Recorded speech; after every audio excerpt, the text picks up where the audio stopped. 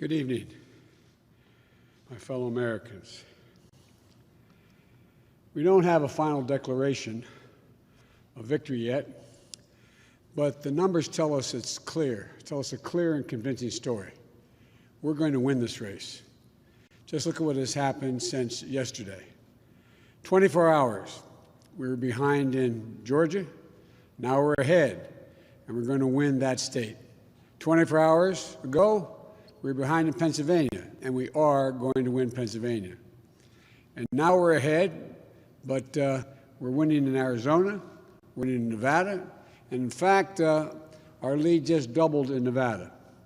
We're on track to over 300 electoral votes, electoral college votes. And look at the national numbers.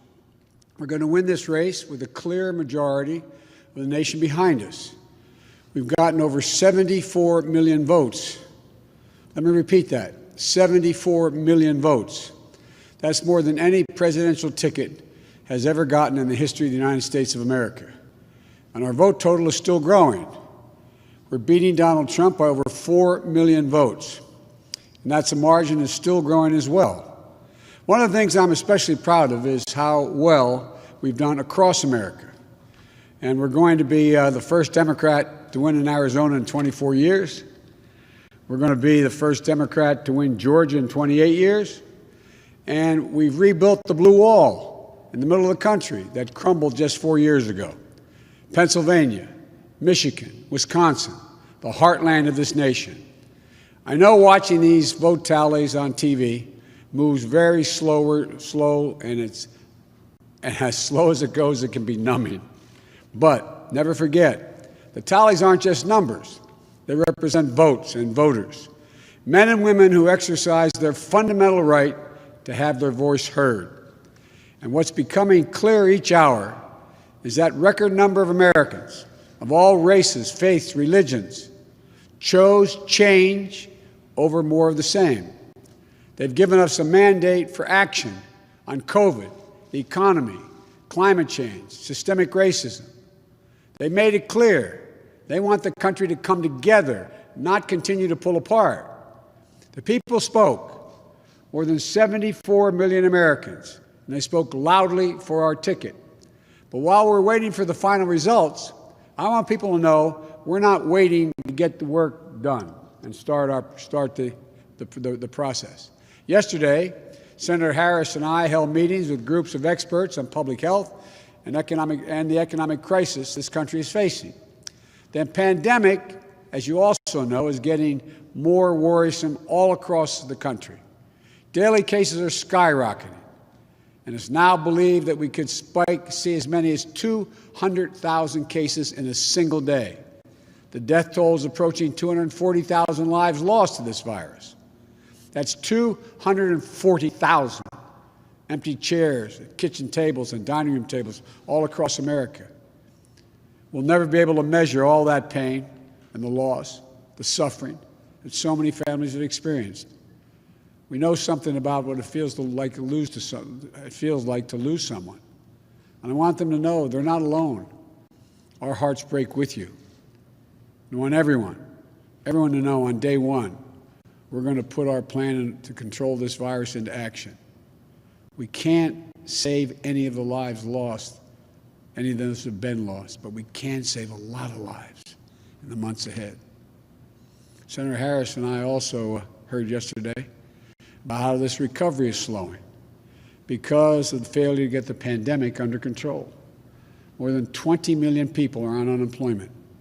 Millions are worried about making rent and putting food on the table. Our economic plan will put a focus on a path to a strong recovery. Look, we both know tensions are high. They can be high after a tough election, one like we've had. But we need to remember, we have to remain calm, patient. Let the process work out as we count all the votes. You know, we're proving again what we've proved for 244 years in this country. Democracy works. Your vote will be counted. I don't care how hard people try to stop it. I will not let it happen. The people will be heard. Our journey is toward a more perfect union, and it keeps moving on. In America, we hold strong views. We have strong disagreements, and that's okay. Strong disagreements are inevitable in a democracy, and strong disagreements are healthy. They're a sign of a vigorous debate, of deeply held views. But we have to remember, the purpose of our politics isn't total, unrelenting, unending warfare.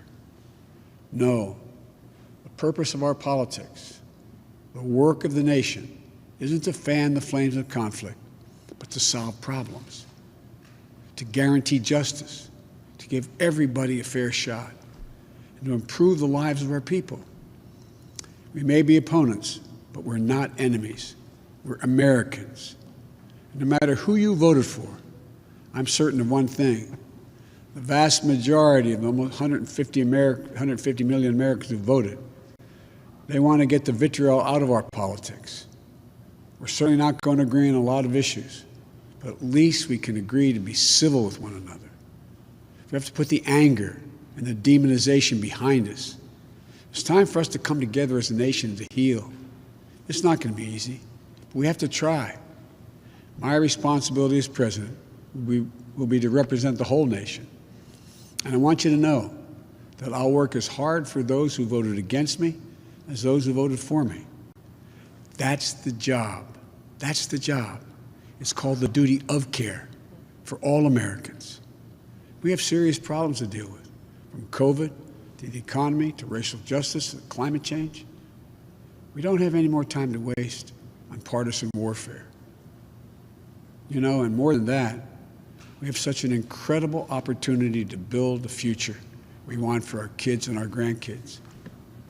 I've said many, many times, I've never been more optimistic about the future of this nation. There is no reason we can't own the 21st century. We just need to remember who we are. This is the United States of America. And there's never been anything we've been unable to do, unable to accomplish when we've done it together. I hope to be talking to you tomorrow. I want to thank you all, and may God bless you, and may God protect our troops. Good night.